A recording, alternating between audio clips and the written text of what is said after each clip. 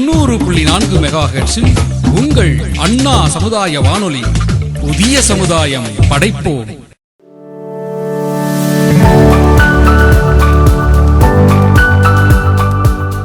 வணக்கம் நேயர்களே, நீங்கள் கேட்டுக்கொண்டிருப்பது அண்ணா சமுதாய வானொலி 90.4 அலைவரிசை. இது இந்தியாவின் முதல் சமுதாய வானொலி.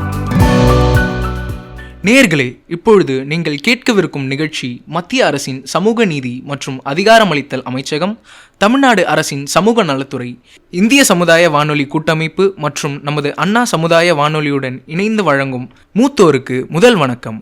முதியோர் நலம் பேணுவோம், சமுதாய வளம் காணுவோம். இது மூத்த குடிமக்களுக்கான சிறப்பு வானொலி தொடர். இந்நிகழ்ச்சியின் 7ஆம் பாகமாக இன்று நாம் ஆக்டிவ் ஏஜிங், அதாவது துடிப்புடன் மூப்படைதல் பற்றி தெரிந்து கொள்ளவிருக்கிறோம். வாங்க நிகழ்ச்சியை கேட்கலாம். மூத்தோருக்கு முதல் வணக்கம் என்னும் முதியோர் நலத்திட்டங்கள் பற்றிய விழிப்புணர்வு தொடர் நிகழ்ச்சியின் 7ஆம் பாகத்தில் நாம் இணைந்திருக்கின்றோம். ஒவ்வொரு நிகழ்ச்சியிலும் பாரத் தாத்தாவும் அவரது பேத்தி லட்சுமியும் முதியோர் நலத்திட்டங்கள் பற்றி கலந்துரையாடி வருகின்றனர். இந்த நிகழ்ச்சியில் ஆக்கப்பூர்வமான மற்றும் பயனுள்ள முதுமையை ஊக்குவிப்பதற்கான திட்டங்கள் பற்றி பேசுகிறார்கள். வாங்க கேட்கலாம். அடல் வயோ அபியுதாய் யோஜனா திட்ட அடிப்படையில் நாடு முழுவதும் 200 சமுதாய வானொலி நிலையங்கள் பல்வேறு மொழிகள் மற்றும் பேச்சு வழக்குகளில் மத்திய அரசின் திட்டங்களை பற்றிய விரிவான தகவல்களை உங்கள் வீடுகளுக்கு வழங்க முயற்சி செய்கின்றன.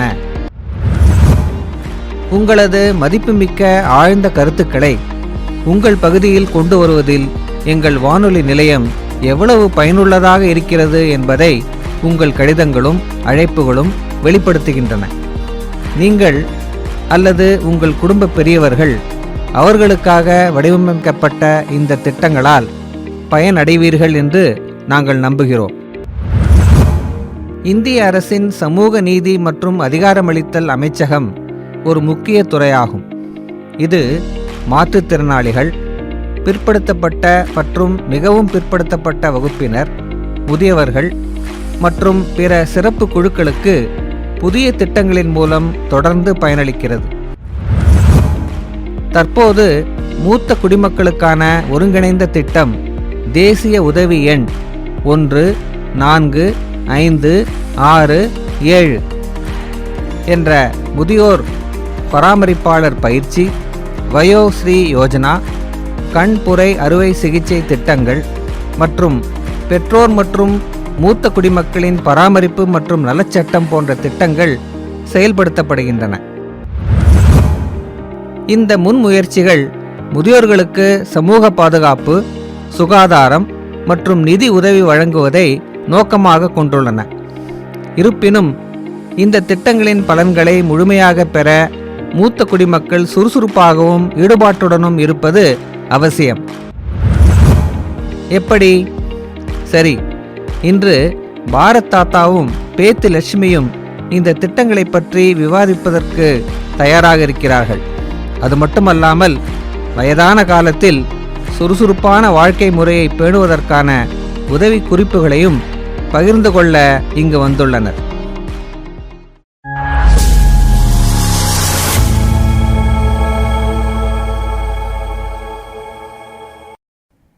பாட்டிமார்கள். காலநேர கணக்கற்ற உன் அழுகைக்கு அவள் மட்டுமே புரிந்து கொண்ட அகராதியில் தொகுக்கப்படாத அர்த்தங்கள். காலநேர கணக்கற்ற உன் அழுகைக்கு அவள் மட்டுமே புரிந்து கொண்ட அகராதியில் தொகுக்கப்படாத அர்த்தங்கள்.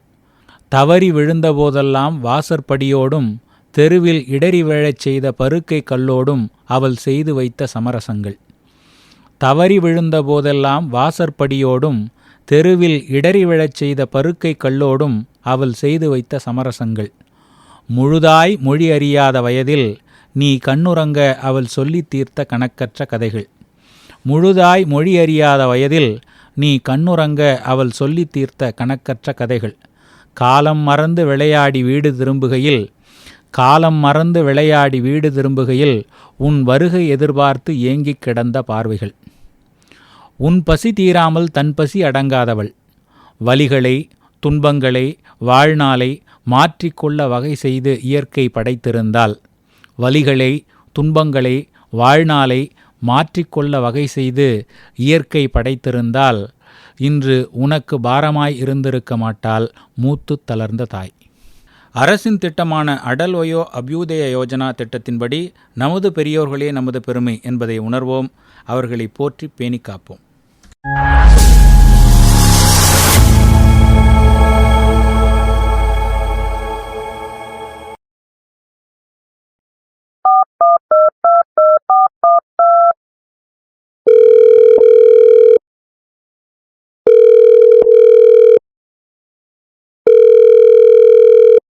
என்ன நடக்குது? நானும் காலையில இருந்து ஃபோன் பண்ணிட்டு இருக்கேன். ஆனா யாருமே எனக்கு பதில் கொடுக்க மாட்றாங்க. அம்மா, தாத்தாக்கு ஏதோ பிரச்சனை போல இருக்கு. நானும் காலையில இருந்து அவர்கிட்ட பேசலான்னு பாக்குறேன். ஆனா அவரு ஃபோனையே எடுக்கல.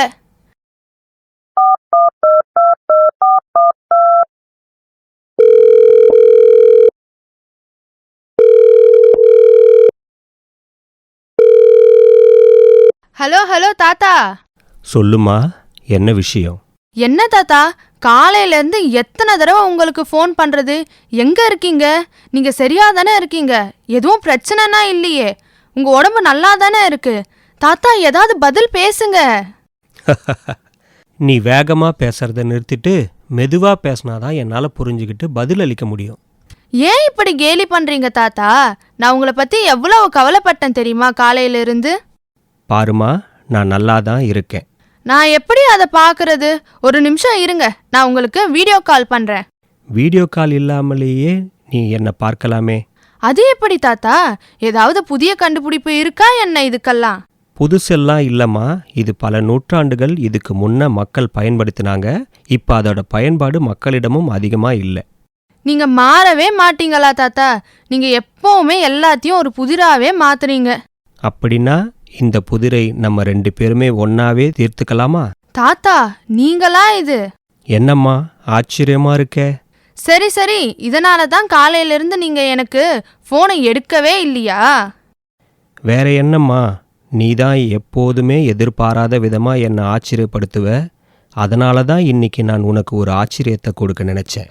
உங்களோட முழங்கால் வலியும் உயர் ரத்த அழுத்தமும் இப்ப எப்படி இருக்கு தாத்தா? சரிதாம்மா, இந்த உடம்பு எலும்பாலையும் சதையாலையும் ஆனது. அப்பப்போ ஏதாவது உடலுக்கு முடியலையோ இல்லை ஏதாவது காயப்படும். அதனால என் பேத்தி ஆச்சரியப்படுத்தக்கூடாதுன்னு ஏதாவது இருக்கா என்ன? நீங்க இவ்ளோ உற்சாகத்தோட இருக்கிறதே எனக்கு ரொம்ப பிடிச்சிருக்கு தாத்தா. ஆனா நீங்க உங்க ஆரோக்கியத்தையும் கவனத்துக்கு கொண்டு வரணும்னு நான் கேட்கறேன். அரசு இதை கவனிக்கலையா? அரசாங்கமா? அது எப்படி? அதுதான் மந்திர எண். மறுபடியும் நீங்க புதிராவே சொல்றீங்க தாத்தா. 145667 என்ற உதவி எண்ணை பற்றி சொன்னதே எனக்கு நீதான். நீ மறந்துட்டியா என்ன? அந்த எண்ணுக்கு அழைச்சா தேசிய மூத்த மக்களுக்கான சுகாதார திட்டம் பற்றி முழுமையான விவரங்களை தெரிஞ்சுக்கலாம். ரொம்ப நல்லது தாத்தா, உங்களோட செயல் எனக்கு ரொம்ப மகிழ்ச்சியை கொடுக்குது. அந்த அழைப்பின் மூலமாக தேசிய மூத்த குடிமக்கள் சுகாதார திட்டத்தை பற்றி நான் தெரிஞ்சுக்கிட்டேன். உடனே எனது நண்பர்கள் எல்லோரிடமும் அந்த தகவலை பகிர்ந்து கொண்டேன். ஆஹா தாத்தா, உங்கள் விழிப்புணர்ச்சி எங்கள் தலைமுறைக்கு ஒரு தாழ்வு மனப்பான்மையே ஏற்படுத்தக்கூடும் போலையே. உங்களையெல்லாம் பார்க்கும்போது எனக்கு மகிழ்ச்சியா இருக்கு. உங்க வயசுல எங்களுக்கு அந்த அளவு அறிவு இல்லை. அதே மாதிரி பல வேலைகளையும் நாங்க கையாளவும் இல்லை. காலத்துக்கேற்ப நம்மள நாமளே மாத்திக்கிட்டு இருக்கணும் தாத்தா. சரியாதான் சொன்னேன். அதனால தான் என்ன நானே மாத்திக்க வந்திருக்கேன். நான் மற்றவங்களையும் தொலைபேசி மூலமா அழைக்கிறேன். அதுக்கப்புறம் நீங்க உங்க மென்பொருள் பயிற்சியை தொடங்குங்க. அதுவரை நீங்க ஏன் கொஞ்சம் ஓய்வு எடுக்க கூடாது? ஓய்வு எடுக்கணுமா? யாருக்கு தேவை ஓய்வு? நான் 3 மணி நேரமா கார்லயே தான் உட்கார்ந்துட்டு இருக்கேன். நான் இங்க ஓடியது போல இல்லையே. உங்களை நம்பவே முடியல தாத்தா.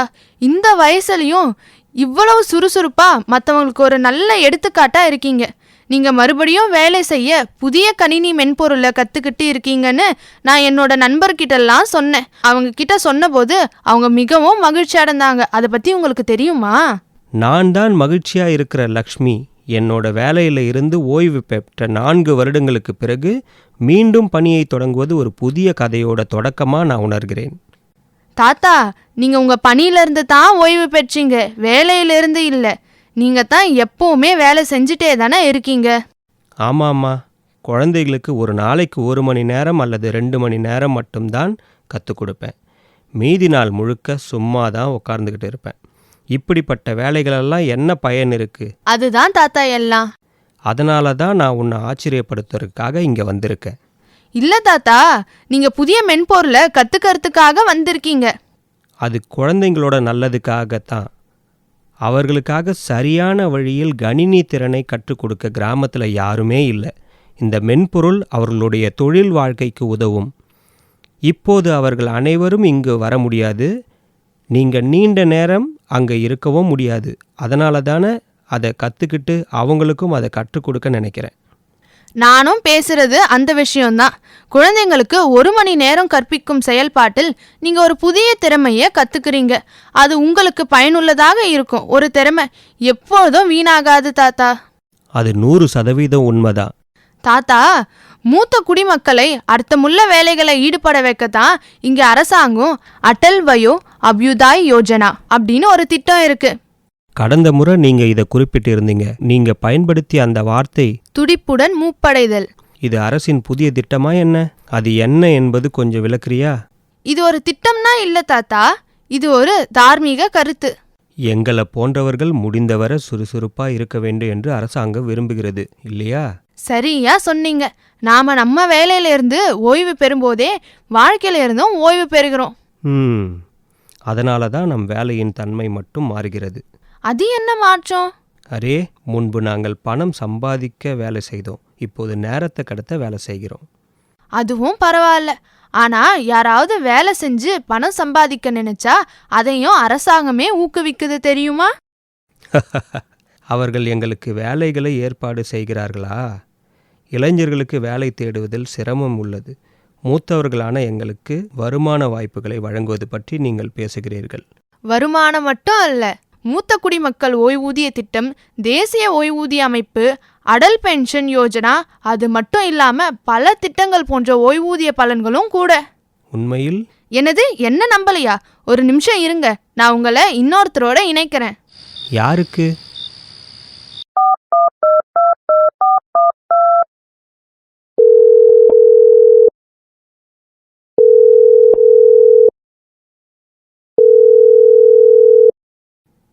வணக்கம் சார், நான் லக்ஷ்மி பேசுறேன்.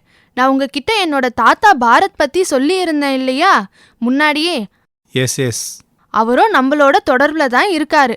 அவருக்கு உங்ககிட்ட சில கேள்விகள் கேட்கணும்னு நினைக்கிறாரு. அதனால தான் நான் உங்களை தொலைபேசி மூலமா இணைச்சிருக்கேன். அவரை உங்ககிட்ட பேச அனுமதிக்கிறேன் சார். யார் இந்த என்ன வேலை சொல்ல வேண்டும்? இது அடல் வயோ அபுதாய யோஜனா திட்ட அதிகாரி. உங்களுக்கு எல்லா கேள்விகளுக்கும் அவரிடத்துல பதில் இருக்கு. போய் பேசுங்க தாத்தா. அரே, ஆமாம் சார், நான் பாரத் பேசுகிறேன். ஆமாம், நான் ஆக்டிவ் ஏஜிங் பற்றி கேட்கிறேன்.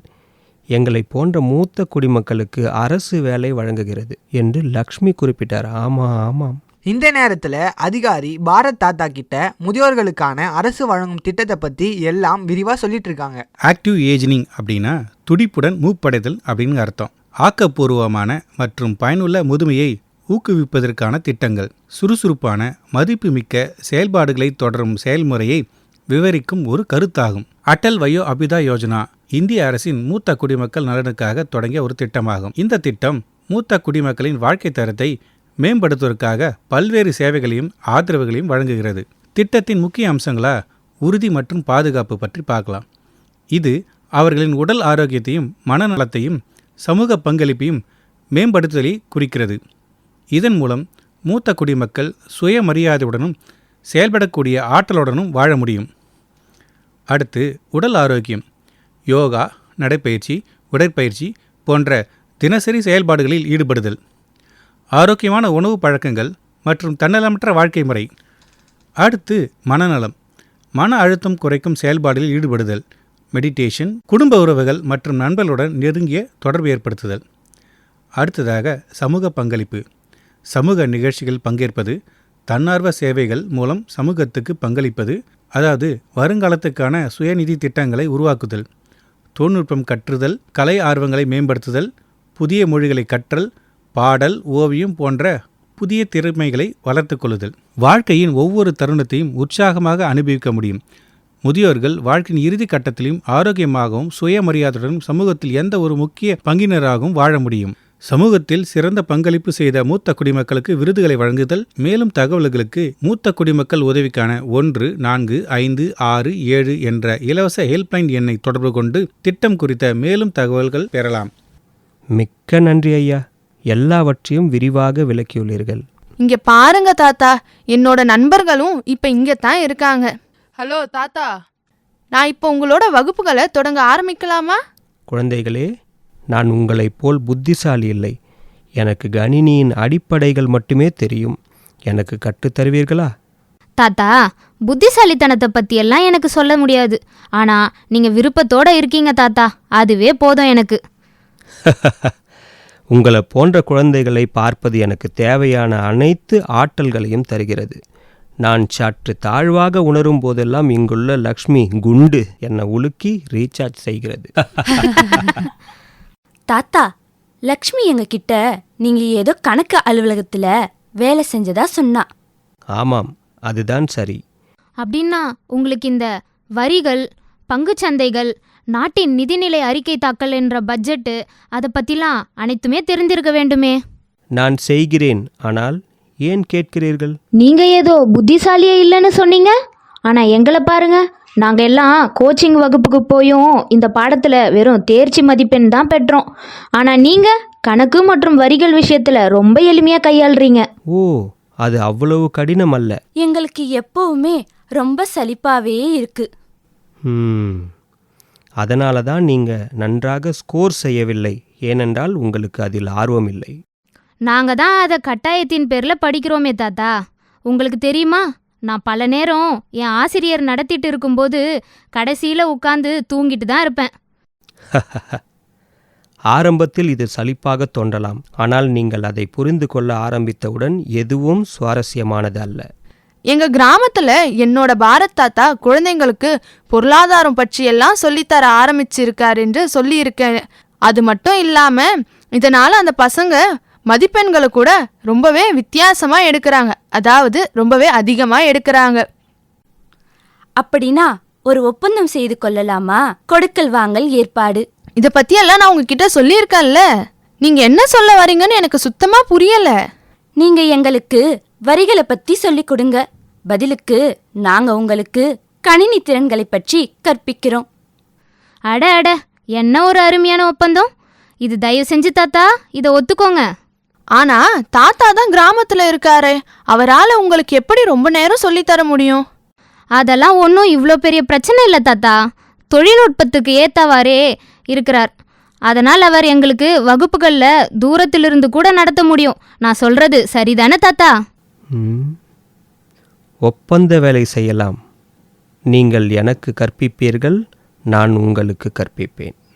அட அட, தாத்தா இப்படி சொன்னது எங்களுக்கு பெரிய கொண்டாட்டம் போல தான் இருக்கு. ஆனா இதுக்காக என்னால உங்களுக்கு விருந்தெல்லாம் வைக்க முடியாது.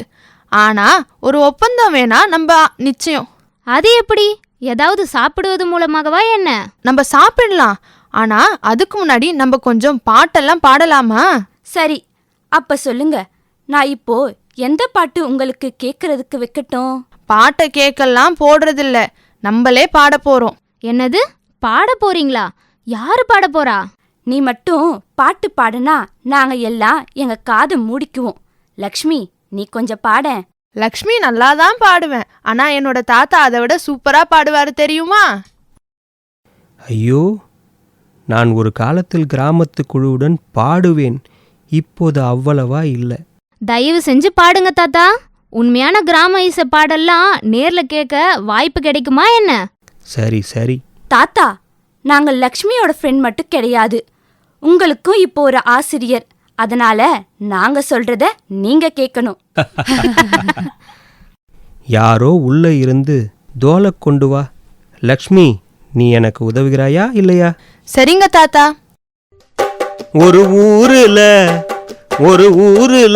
ஒரே ஒரு கிழவன், அவன் உருவம் உடஞ்ச பாதி வலவி.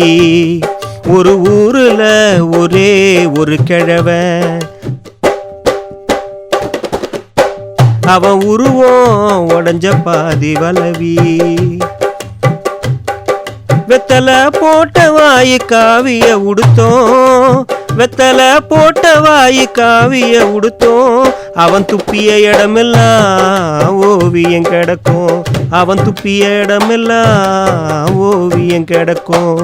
ஒரு ஊருல ஒரே ஒரு கிழவன், ஒரு ஊருல ஒரே ஒரு கிழவன், அவன் உருவம் உடஞ்ச பாதி வளவி. அட அட, பாட்டும் பாடி சொல்லி கொடுக்குற மாதிரியெல்லாம் ஆசிரியர்கள் எங்களுக்கு கிடைச்சா வாழ்க்கையில் நாங்கள் ரொம்ப ரொம்ப உயர்ந்து போகலாம்ல.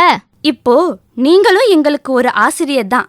தாத்தாவுக்கு பாடும்போதும் வேடிக்கையா இருக்கும்போதும் கற்றுக் கொடுக்கணும். ஒருவேளை பாடுவது மற்றும் நடனமாடாமல் இருக்கலாம், அதனால் நான் உங்களுக்கு கதை மூலம் கற்பிக்க முடியும். ஆஹா, இன்னிக்கே இந்த வகுப்பு ஆரம்பிக்கலாமா? ஆமாம் தாத்தா, தயவு செஞ்சு ஆரம்பிங்க. சரி சரி, கவனமாக கேளுங்கள். ஒரு கிராமத்தில் ஒரு வயசான அம்மா இருந்தாங்க. அவங்களுக்கு 2 குழந்தைங்க. அதில் பெரிய பையன் இறந்துட்டாரு. அதுக்கப்புறம் சின்ன பையன் வாழ்வாதாரத்தை தேடி பட்டணத்துக்கு போயிடுறாரு.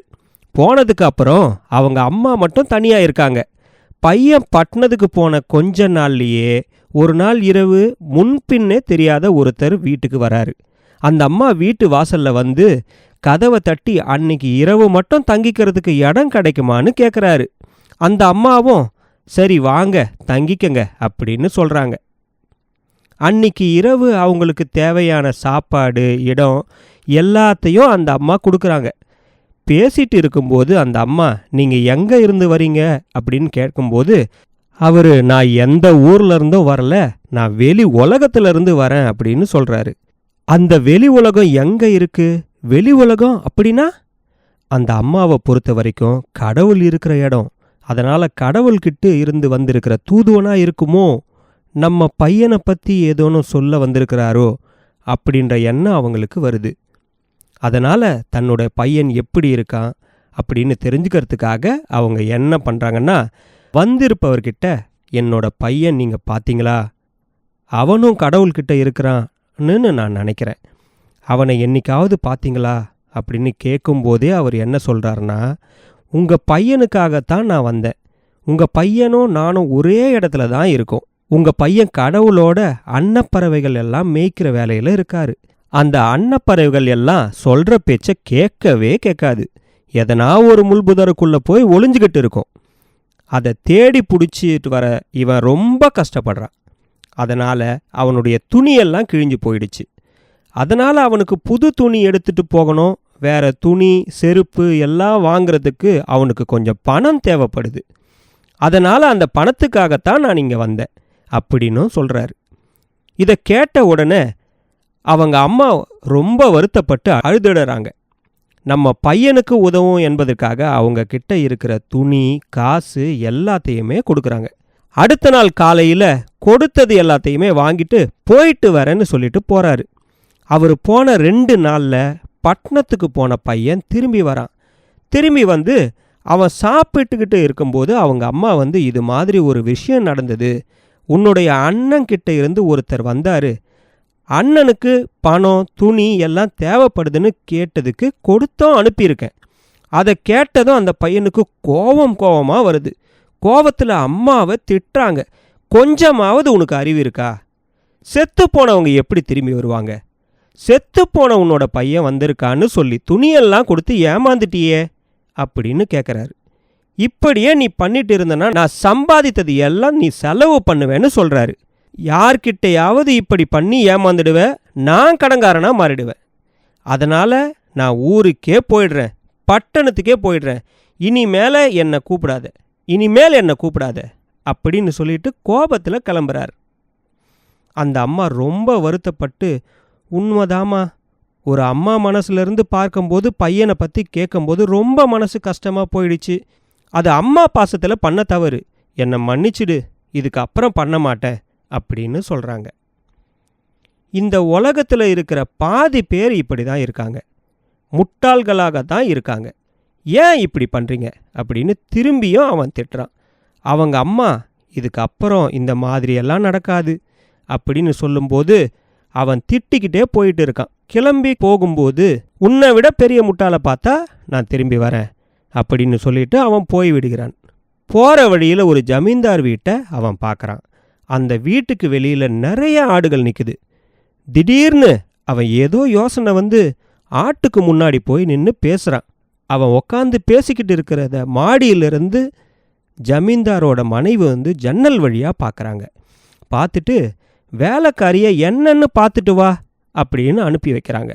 இவன் கிட்ட வந்து நீங்கள் என்ன பண்ணிக்கிட்டு இருக்கீங்க அப்படின்னு கேட்கும்போது அவன் இது என்னோட இறந்து போன மனைவியோட தங்கச்சி அப்படின்னு சொல்கிறான். என்னோட மனைவி வந்து ரொம்ப முடியாமல் இருக்காங்க, அவங்க கடைசியாக அவங்க தங்கச்சியை பார்க்கணுன்னு சொன்னதால் நான் தேடி வந்தேன். இங்கே வந்தபோது தான் நான் கண்டுபிடிச்சேன். அதனால் அவங்களோட தங்கச்சி கூட்டிகிட்டு போகத்தான் நான் காத்துக்கிட்டு இருக்கேன். அதனை கேட்கும்போது அவன் ஒரு பைத்தியக்காரன் நினச்சிட்டு அவனை அனுப்புறதுக்காக பார்க்குறாங்க. ஆனால் அவர் இல்லை, இது அவரோட மனைவியோட தங்கச்சி தான் அப்படின்னு சொல்லிட்டு அழறாரு. அந்த வேலைக்காரி உள்ளே போய் ஜமீன்தார் மனைவி கிட்ட சொல்கிறாங்க. அவங்க முதல்ல விஷயத்தை கேட்டதும் முதல்ல சிரிக்கிறாங்க. அதுக்கு பிறகு அவள் அழுவுறதை பார்த்துட்டு மனசு கேட்காம அவரிடம் வந்து என்னன்னு கேட்க அவர் விஷயத்தை சொல்கிறாரு.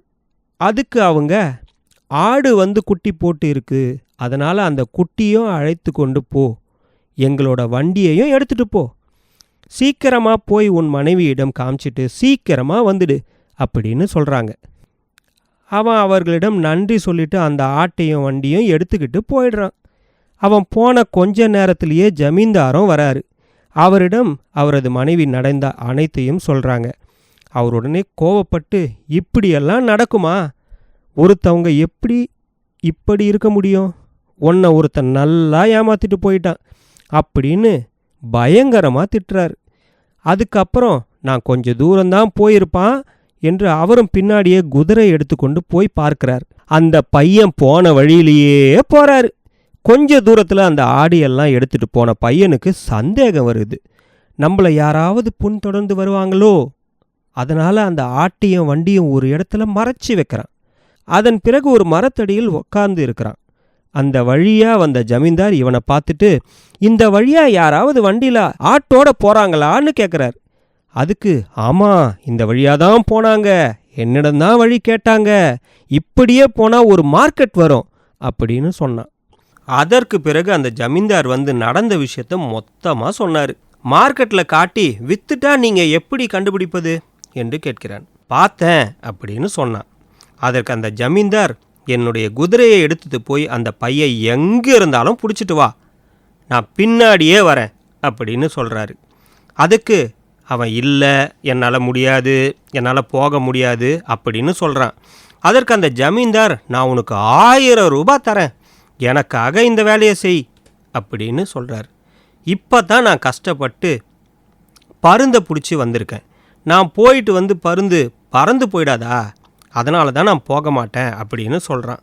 அந்த ஜமீன்தார், பருந்தை நீ என்னிடம் கொடுத்துட்டு போ, பத்திரமா பார்த்துட்டு இருக்கேன், நீ போய் அவனை பிடிச்சிட்டு வா அப்படின்னு சொல்கிறாரு. அந்த பையன் பருந்தை அவரிடம் கொடுக்குறான். அதில் எதுவுமே இல்லை, இருந்தாலும் அதில் ஏதோ இருக்கிற மாதிரி பாவனை பண்ணி அதை கொடுக்குறான். அதை கையில் வாங்கி பிடிச்சிக்கிறார். அதுக்கு பிறகு அவர் அந்த 1000 ரூபாயையும் அந்த குதிரையையும் தூரத்தில் மறைச்சி வச்சிருக்கிற ஆட்டையும் வண்டியையும் அவன் எடுத்துக்கிறான். அவன் வீட்டுக்கும் போயிடுறான். அந்த அம்மா அவனை பார்த்ததும் ரொம்ப சந்தோஷமாயிட்டாங்க. அதற்கு பிறகு அவன், ஆமாம்மா, நீ சொன்னது உண்மைதான், இந்த உலகத்தில் ரொம்ப பேர் முட்டாளாக தான் இருக்காங்க அப்படின்னு சொல்லிட்டு நடந்ததை சொல்கிறான். இந்த உலகத்தில் ரொம்ப பேர் முட்டாளாக தான் இருக்காங்க அப்படின்னு சொல்லிட்டு நடந்ததை முழுமையாக சொல்கிறான். அதற்கு அந்த அம்மா, பொருளே நமக்கு தேவையில்லை, நம்மளை ஏமாற்றிட்டு இருக்கக்கூடாது, இதெல்லாம் யார்கிட்டேருந்து எடுத்து வந்தியோ அவங்கக்கிட்டேயே கொடுத்துடு அப்படின்னு சொன்னாங்க. அப்படின்னா அந்த பையன் எல்லாத்தையும் திருப்பி கொடுத்துட்டானா? அதை நீங்கள் முடிவு பண்ணிக்கங்க, ஆனால் கதை இங்கே முடியுது. அதாவது வாழ்க்கைக்கு நல்ல வழியை நம்ம வழிகாட்டி காட்டுவாங்க, ஆனால் அதை வாழ்க்கையில் பின்பற்றலாமா வேண்டாமான்றத நம்மளை பொறுத்து தான். சரியாக சொன்னீங்க. முதியோர்களுக்கான இந்த நலத்திட்டத்தை போலவே அடல் வயோ அபியோத்யா யோஜனா அரசாங்கம் இந்த திட்டத்தை நடைமுறைப்படுத்தினாலும் அதன் பலனை பெறுவது நம்ம கையில் தான் உள்ளது. ஆஹா தாத்தா, எப்படி ஒருத்தர்கிட்ட இருந்து இன்னொருத்தர்கிட்ட அவங்களோட எண்ணத்தை இணைக்கிறீங்க? இப்போது மீண்டும் வேலைக்கு வருவோம். பேசுறதுக்கு கொஞ்சமாச்சு விட்டு வைப்போம். வாங்க போலாம். அடுத்த முறை கதை, பாட்டு அது மட்டும் இல்லாம நிறைய தகவல் பொக்கிஷத்தோட நம்ம சந்திக்கலாம். நீங்கள் இன்னும் அடல் வயோ அபியுதாய யோஜனா பயன்படுத்தி கொள்ள தொடங்கிட்டீங்களா? கடிதங்கள் அல்லது தொலைபேசி அழைப்புகள் மூலம் எங்களுக்கு தெரியப்படுத்துங்க. இல்லனா முதியோர் உதவி எண் 145667க்கு அழைத்து உதவியை பெற உங்கள் பிரச்சனையை பகிர்ந்துக்கங்க. சமூக நீதி மற்றும் அதிகாரமளித்தல் அமைச்சகத்துறை உதவியுடன் சமுதாய வானொலிகள் கூட்டமைப்புடன் தயாரித்து வழங்கும் மூத்தோருக்கு முதல் வணக்கம் என்னும் முதியோர்களுக்கான நலத்திட்ட பற்றிய விழிப்புணர்வு நிகழ்ச்சி அடல் வயோ அபியுதாய் யோஜனா அடிப்படையிலான நம் பெரியோர்கள் நம் பெருமை. தொடர்ந்து கேளுங்கள், தொடர்ந்து தகவல்களை சேகரித்து நன்மைகளை பெறுங்கள். இன்றைக்கு அவ்வளவுதான்.